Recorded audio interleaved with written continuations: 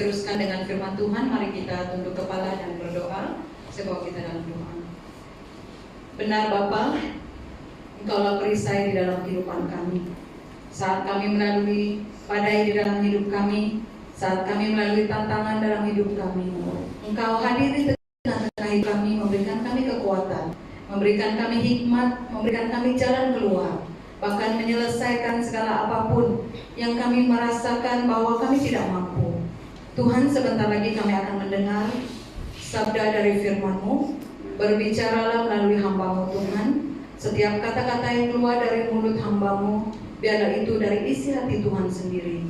Baik untuk setiap jemaat yang mendengar, berikan setiap kami pengertian yang baik. Meskipun hamba-Mu terbatas, tetapi kami percaya Tuhan Engkau hadir di tengah-tengah kami, mengurapi setiap kami, agar apapun yang kami belajar pada pagi hari ini akan kami aplikasikan dalam hidup kami sehari-hari. Terima kasih Tuhan, ini doa kami. Hanya di dalam nama Tuhan Yesus kami sudah berdoa. Amin. Oke, shalom dan selamat bertemu kembali dalam kasih Tuhan kita Yesus Kristus. Baik, sebelum saya teruskan dengan firman Tuhan, sekali lagi saya ingin mengucapkan terima kasih di atas dukungan, doa, terutama lagi majelis gereja. Karena saya meminta kepada majelis gereja pada penghujung tahun 2018 kalau tidak silap saya, sewaktu mesyuarat kami, penghujung tahun 2019, sewaktu mesyuarat majelis gereja yang pertama, saya menghantar surat kepada Pak Ketua untuk meminta izin bahwa saya akan mengambil bachelor secara modular, program sarjana teologi secara modular part-time di NITS Miring, dan majelis gereja sudah meluruskan, dan tidak mudah perjuangan selama 3 tahun itu, dan puji Tuhan atas doa kalian semua, atas dukungan Anda semua yang bersama dengan saya selama ini. Saya sudah menyelesaikannya semalam dan kami sudah menjalani convocation itu pagi semalam ya. Sekali lagi shalom dan selamat kembali. Nah, selamat bertemu kembali dalam kasih Tuhan kita Yesus Kristus. Kita sangat bersyukur atas kesempatan, atas anugerah Tuhan yang sudah membawa kita ke tempat ini, ke rumah Tuhan. Ya, saudara, pagi ini saya akan membawa kita semua dengan sebuah firman Tuhan yang akan menyimpulkan firman Tuhan yang sudah kita renungkan bersama sejak bulan Juli yang lalu, yaitu mengenai pemulihan. Bermula dari Juli tahun ini, kita telah berbicara tentang pemulihan. Banyak pemulihan yang kita sudah bahaskan. Karena mulai minggu hadapan kita akan masuk dalam topik pembahasan yang baru, yaitu Natal. Ya, sebagai suatu persiapan kita untuk menyambut dan memperingati akan kelahiran Tuhan Yesus ke dalam dunia ini. Jadi pagi ini saudara, kalau kita lihat di slide sana, saya ingin membawa kita semua untuk mengawali khotbah ini dengan sebuah kisah mengenai seekor lebah. Lebah itu terjatuh di dalam satu cawan kopi yang panas, ya. Dan dikatakan bahwa lebah ini tidak dapat terbang ataupun keluar dari gelas itu. Saudara tahu apa alasannya? Kalau saudara perasan, kalau saudara pernah lihat seekor lebah itu, dia tidak terbang seperti ini kan, dia pasti akan berputar-putar. Jadi saat lebah itu jatuh di dalam cawan kopi yang panas itu, lebah itu sibuk berputar di sekeliling gelas, di dalam gelas itu sampai dia mati. Mengapa terjadi seperti itu saudara? Karena ternyata penglihatan mata lebah itu hanya terbatas untuk di sekelilingnya saja. Lebah bukan seperti manusia dia boleh mendongak ke atas, ya kan? Tetapi lebah itu penglihatannya hanya terbatas kepada yang di kiri, di kanan, dan di depan dia saja. Nah, untuk melihat di belakang dia harus berputar.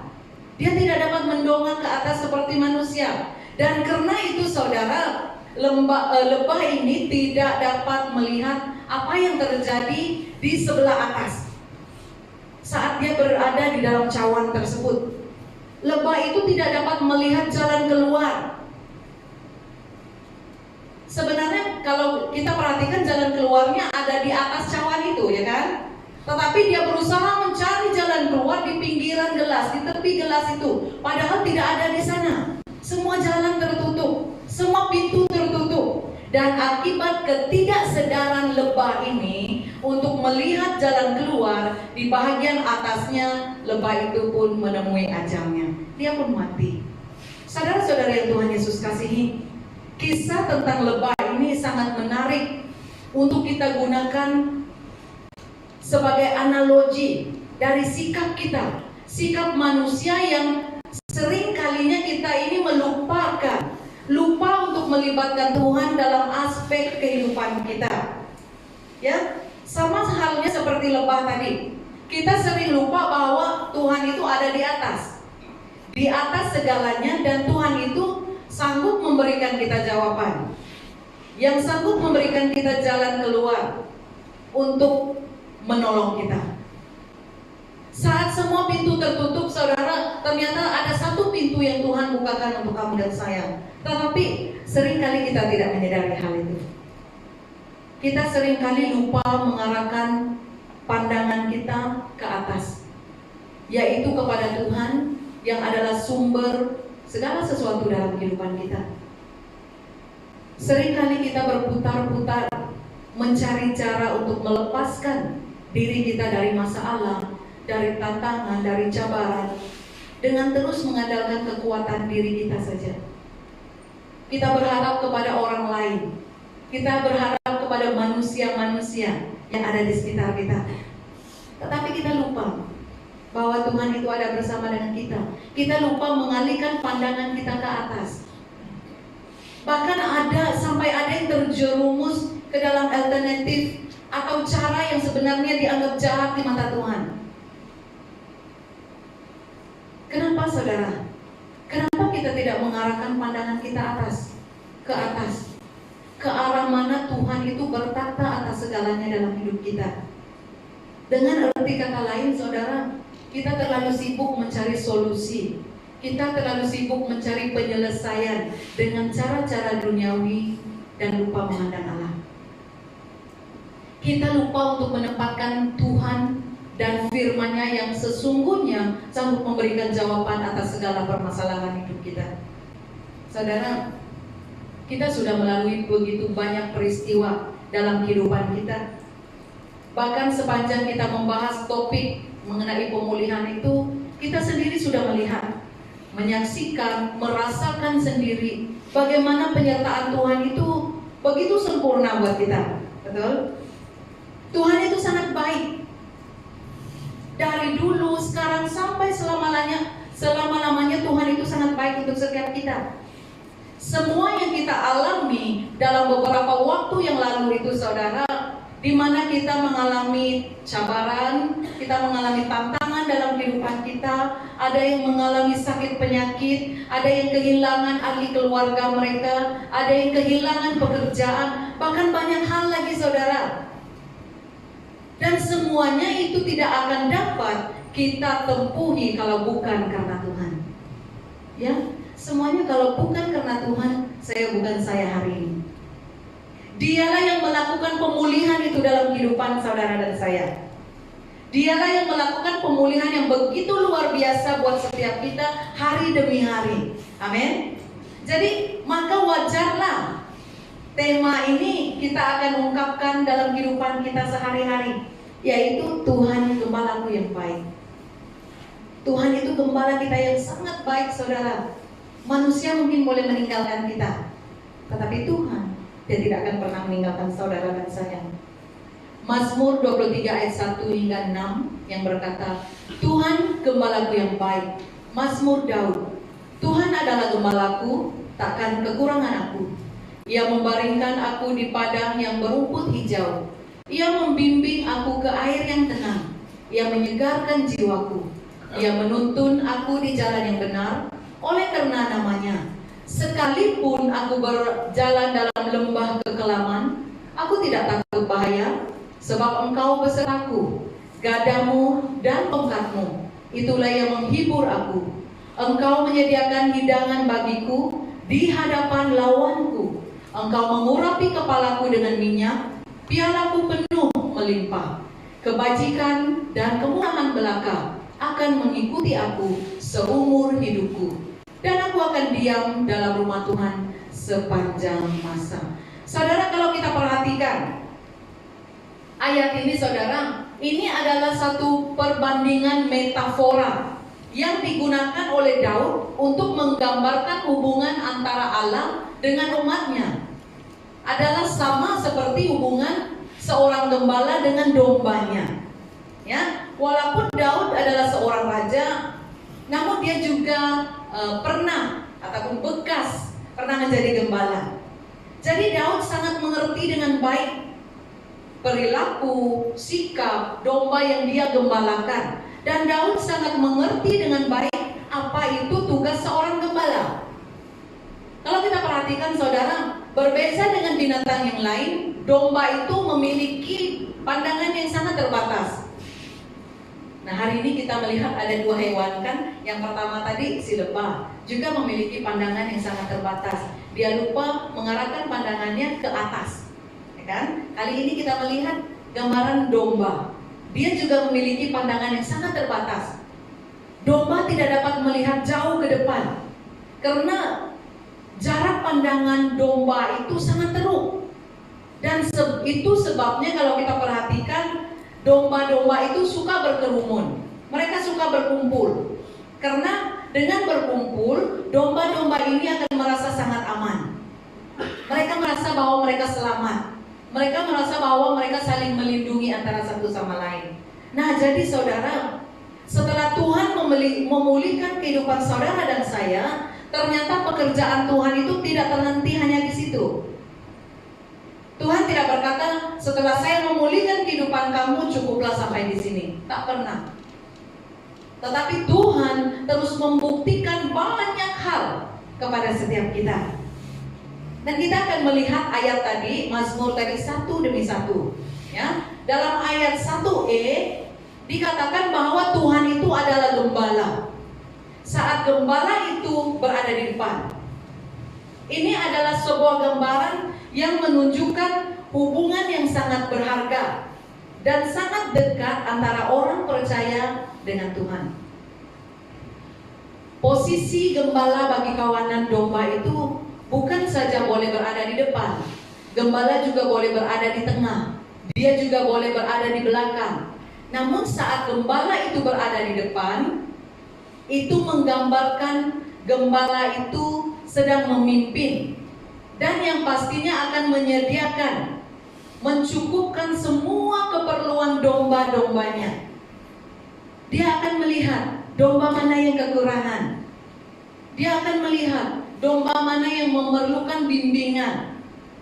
Dan saat gembala itu berada di tengah-tengah, itu menggambarkan bagaimana dia hadir untuk lingkungan domba itu. Dia hadir untuk memahami dan berusaha untuk mengerti keunikan domba-dombanya. Nah, hal ini menjelaskan bahwa gembala itu ada dan dia siap untuk mendengar setiap keluhan domba-dombanya. Manakala saudara, saat gembala itu berada di belakang, itu pula menjelaskan bahwa dia, yaitu gembala itu sedang memberi dorongan. Dorongan, memberi dukungan, serta mencari domba-domba yang tersesat. Nah, saudara-saudari, karena itu berdoalah dengan mengatakan dan menegaskan bahwa Tuhan itu adalah gembala bagi setiap kita, gembala bagi keluarga kita, gembala dalam kehidupan kita. Artinya Tuhanlah yang memimpin, Tuhanlah yang mendampingi, Tuhanlah yang memulihkan keluarga saudara dan saya. Tuhanlah yang berjalan di depan, menuntun langkah kita, mencukupkan semua keperluan saudara dan saya, sehingga kita tidak mengalami kekurangan sedikit pun. Jadi ingat saudara, Tuhan itu sentiasa hadir di tengah-tengah kehidupan kita, di tengah-tengah pergumulan, cabaran, tantangan, dan apapun yang kita alami dalam hidup. Mungkin kita merasakan kita tidak mampu, tetapi Tuhan itu ada. Dan kita perhatikan ayat 1b. Dalam ayat 1b menyebutkan Tuhan adalah gembalaku, takkan kekurangan aku. Maksudnya saya yang tidak kekurangan, saudara yang tidak kekurangan. Ayat ini menjelaskan bahwa saat kita berada dalam pimpinan, penyertaan, bimbingan dari Tuhan, kita akan senantiasa dicukupkan. Raja Daud berkata dalam Mazmur 37 ayat 23 hingga 26, "Dahulu aku muda, sekarang telah menjadi tua, tetapi tidak pernah kulihat orang benar ditinggalkan." Tengok, tidak pernah orang benar ditinggalkan.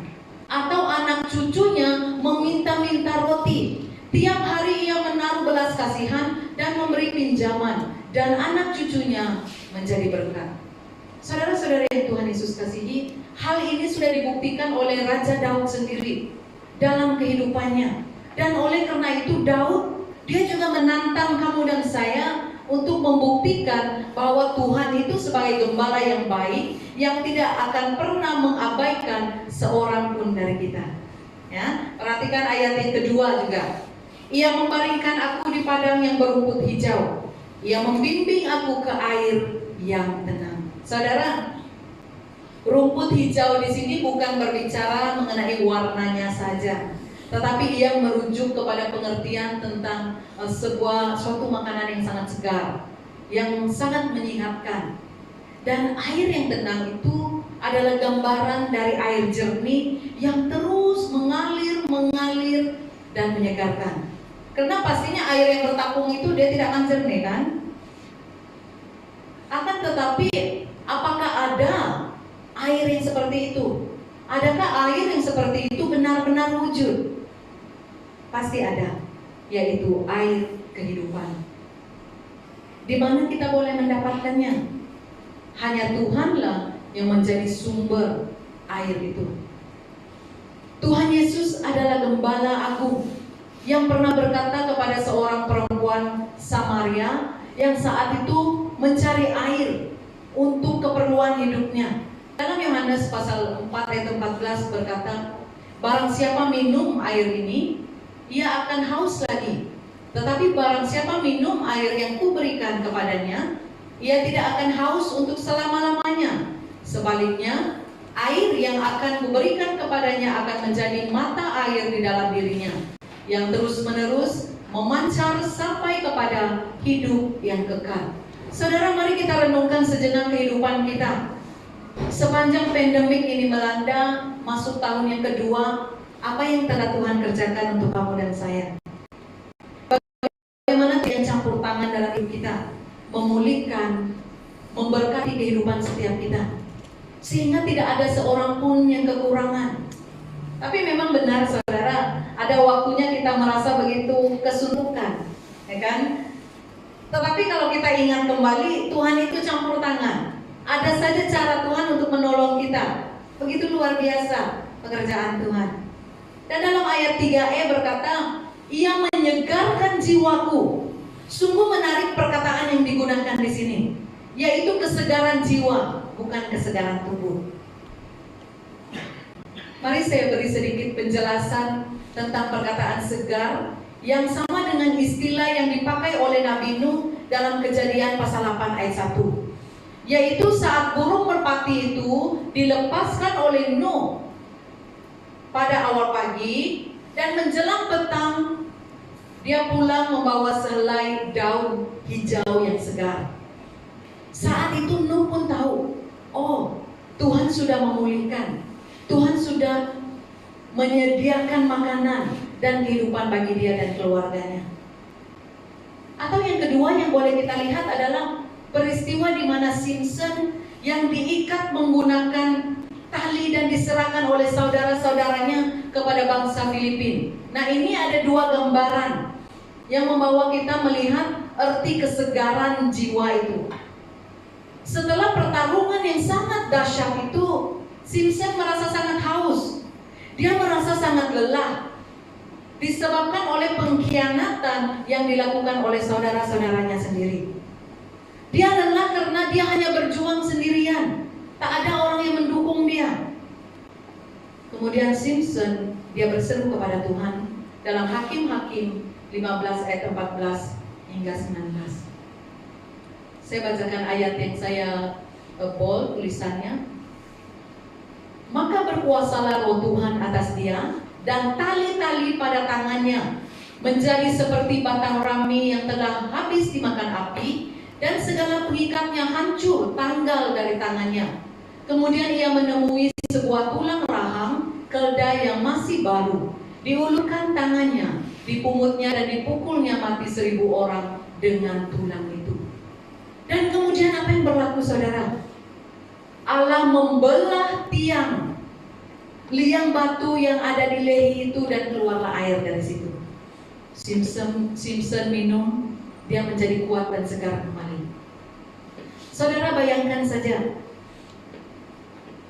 saat tubuh diberi makan dengan rumput hijau dan diberi minum dengan air yang tenang, maka jiwa kita akan disegarkan oleh Tuhan. Saat tubuh kita diberikan makanan-makanan rohani, maka jiwa kita akan dipulihkan oleh Tuhan. Seperti kisah perempuan Samaria tadi, yang dijumpai oleh Tuhan Yesus di tepi sumur. Apa pengajaran yang kita dapati dari peristiwa itu? Saudara, ketika kita mengejar nikmat duniawi, kita akan terus merasa haus dan terus dahaga. Kenapa? Karena kedagingan kita cenderungnya akan merasa kekurangan. Tidak cukup itu, tidak cukup ini. Tetapi kalau kita hidup dalam anugerah Tuhan, menikmati makanan yang datang dari Tuhan, jiwa kita akan disegarkan. Tuhan akan melepaskan kita dari jerat dan dahaga kedagingan. Saudara, kita renungkan kehidupan diri kita masing-masing. Apakah saat ini saudara dan saya sedang merasa kering atau segar rohani kita? Dan apakah yang harus kita lakukan agar roh kita kembali disegarkan oleh Tuhan? Memang benar, saudara, dalam kehidupan ini ada kalanya kita berjalan di tanah yang gersang. Kita mengalami musim kemarau di dalam kehidupan kita. Sehingga dalam perjuangan hidup kita boleh merasa sangat lelah, sangat haus, kita merasa putus asa, dan kita ingin menyerah. Saudara, saat itu kita sangat memerlukan pertolongan dari Tuhan, yang adalah seorang gembala yang baik, yang akan memberikan kesegaran jiwa, memulihkan kekuatan kita untuk meneruskan hari-hari ke depan ini. Hanya dengan cara inilah kita dimampukan untuk melalui semuanya itu. Pada saat saudara dan saya berada dalam pimpinan dan penyertaan Tuhan, bayangkan saudara, saat itu jiwa kita akan dibawa untuk mengalami kesegaran, kesehatan, pengharapan, dan rahmat Tuhan yang baru setiap hari. Amin. Ayat 3b mulai yang berkata, ia menuntunku di jalan yang benar oleh karena namanya. Saudara, sebagai gembala yang baik, Tuhan bukan hanya memberikan kita makanan, memberi makan bagi tubuh jiwa kita, tetapi Tuhan juga memberi makan kepada roh dan hati nurani kita. Perhatikan Mazmur 16 ayat 7. Daud mengaku dan berkata, aku memuji Tuhan yang telah memberikan nasihat kepadaku. Ya, pada waktu malam hati nuraniku mengajari aku. Nah, sungguh luar biasa, saudara. Saat kita tidur, saat kita beristirahat di malam hari, Tuhan ternyata mengajar dan mengisi roh dan hati nurani setiap kita. Daud juga berkata dalam Mazmur 121 ayat 3 hingga 7. Tuhan tidak akan membiarkan kakimu goyah, penjagamu tidak akan terlelap. Sesungguhnya tidak terlelap dan tidak tertidur. Tuhanlah penjagamu, Tuhanlah naunganmu di sebelah tangan kananmu. Matahari tidak akan menyakiti engkau pada waktu siang, atau bulan pada waktu malam. Tuhan akan menjaga engkau terhadap segala kecelakaan. Ia akan menjaga nyawamu. Saudara, jangan pernah meragukan penyertaan dan pimpinan dari Tuhan. Kalau kamu dan saya sudah melalui semua ranjau, onak, duri sepanjang hari-hari yang sudah lalu, itu bukan karena kekuatan saya, itu bukan karena saya hebat, itu bukan karena saya mampu, tetapi itu semua adalah karena penyertaan dan campur tangan Tuhan. Amin. Ayat yang keempat kita perhatikan. Sekalipun aku berjalan dalam lembah kekelaman, aku tidak takut bahaya, sebab engkau besertaku. Gadamu dan tongkatmu itulah yang menghibur aku. Apa yang dimaksudkan dengan ayat ini, saudara? Sekalipun aku berjalan di dalam lembah kekelaman, aku tidak takut bahaya, sebab Engkau, yaitu Tuhan, beserta.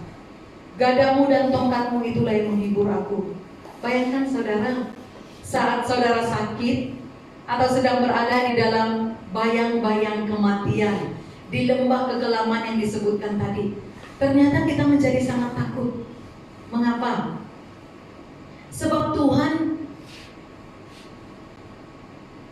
yaitu gembala yang baik itu, pasti akan berjalan bersama dengan kita.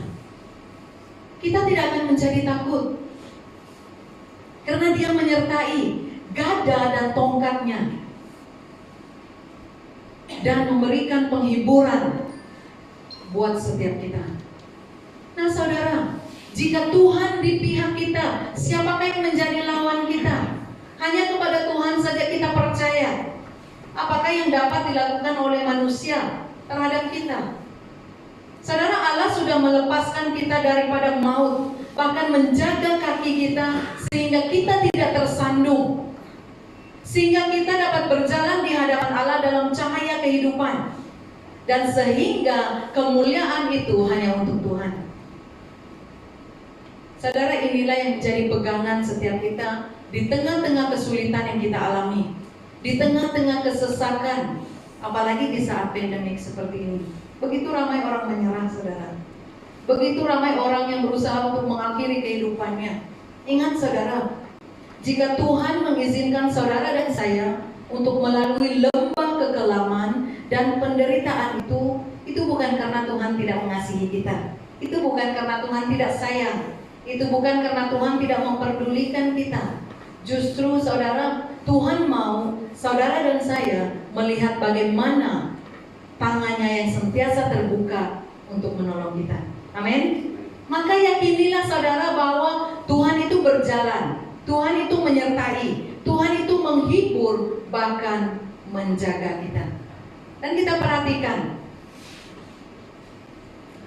ayat yang kelima. Engkau menyediakan hidangan bagiku di hadapan lawanku. Saudara, apa yang dimaksudkan dengan ayat ini?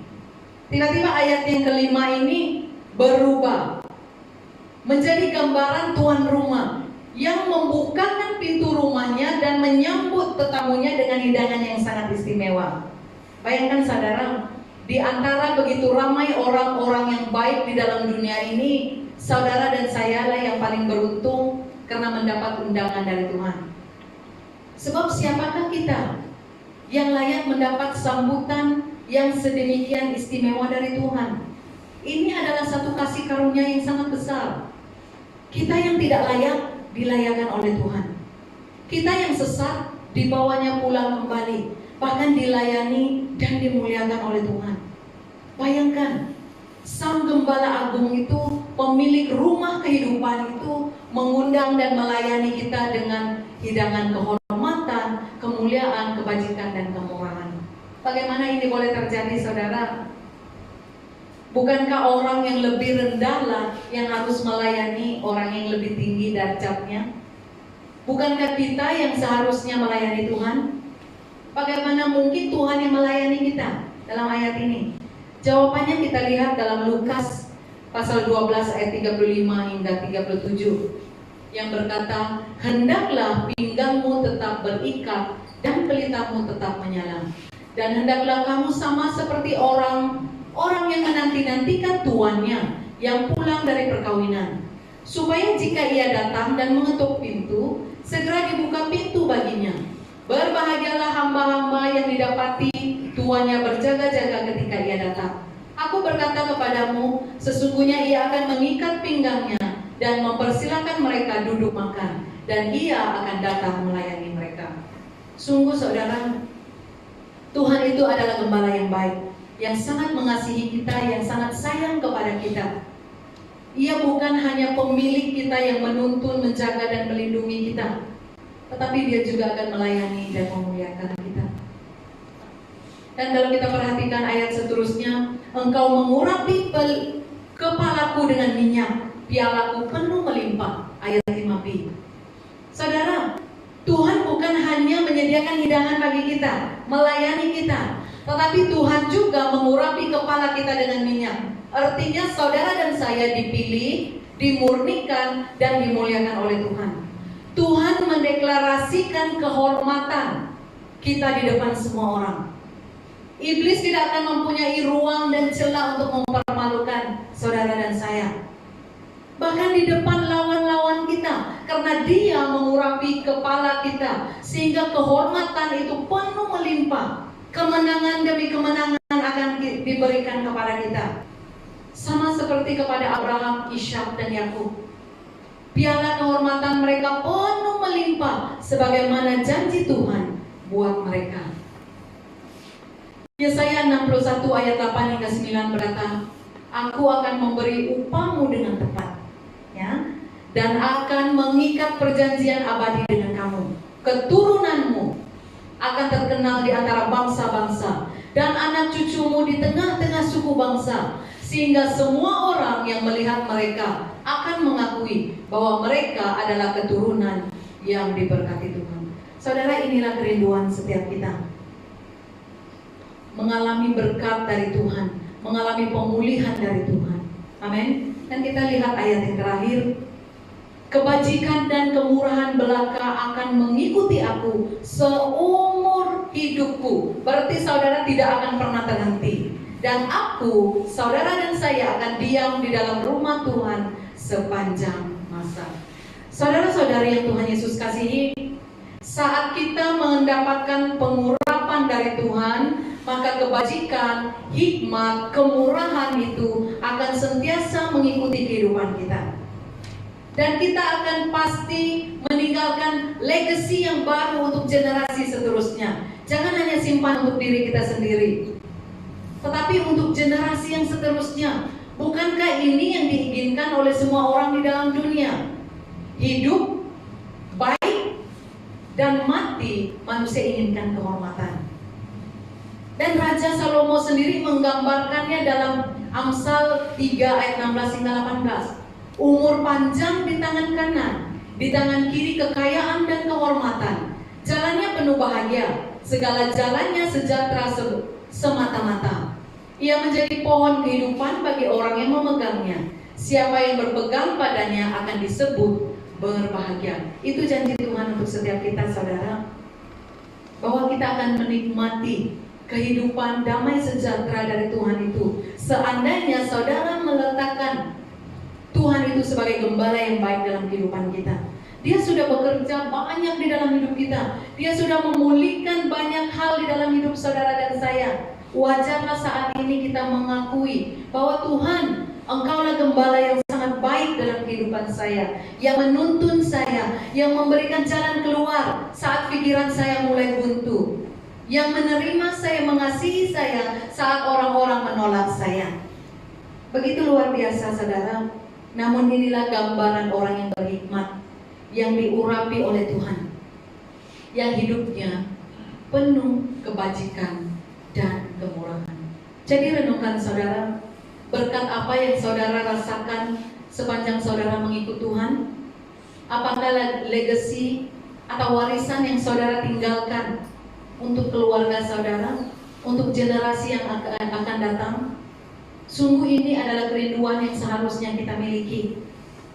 Setelah semua yang baik kita terima dari Tuhan, pimpinan dan kecukupan dari Tuhan, ketenangan dan kesegaran dari Tuhan, perlindungan bahkan penghiburan dari Tuhan, bahkan kita menerima penghormatan dan kemuliaan dari Tuhan, maka apalagi yang kita rindukan selain diam di dalam rumah Tuhan dan menikmati hubungan yang intim dengan Tuhan? Karena itu saudara, jadilah bijak. Kejarlah apa yang bernilai kekal, baik yang di dunia ini saat ini maupun yang di surga nanti. Beribadahlah kepada Tuhan dengan tulus dan setia. Jadikanlah Tuhan Yesus sebagai gembala yang baik dalam kehidupan kita.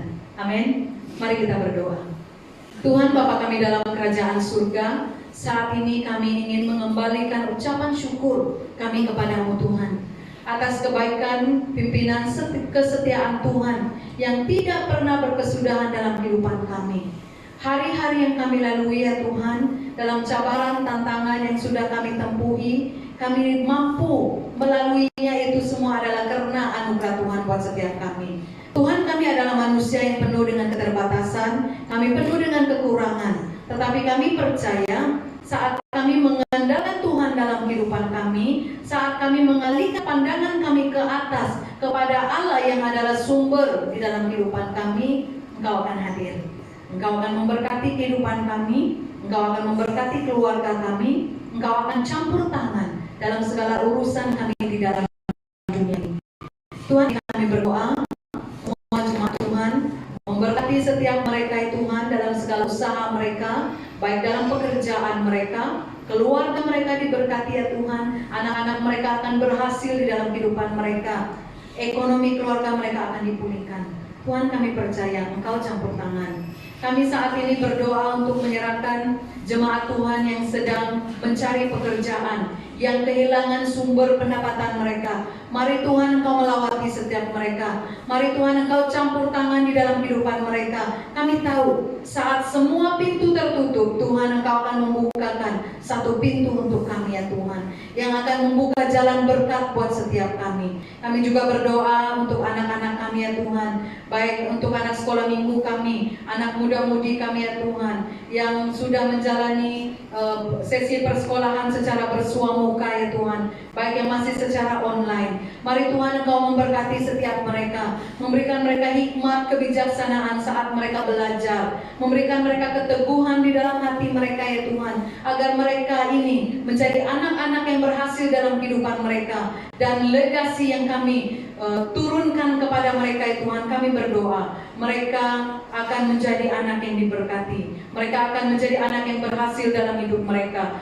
Tuhan, kami berdoa ya Tuhan, menyerahkan seluruh kehidupan kami ke dalam tangan Tuhan. Mari Tuhan Engkau menyertai setiap kami. Tuhan, kami tidak tahu apa masalah cabaran yang setiap jemaat Tuhan lalui saat ini. Kami tidak tahu apa tantangan yang mereka hadapi, tapi kami percaya saat ini Engkau mendengar setiap seruan doa mereka. Engkau mengenal hati setiap jemaat-Mu, bahkan Engkau akan terus melawati mereka.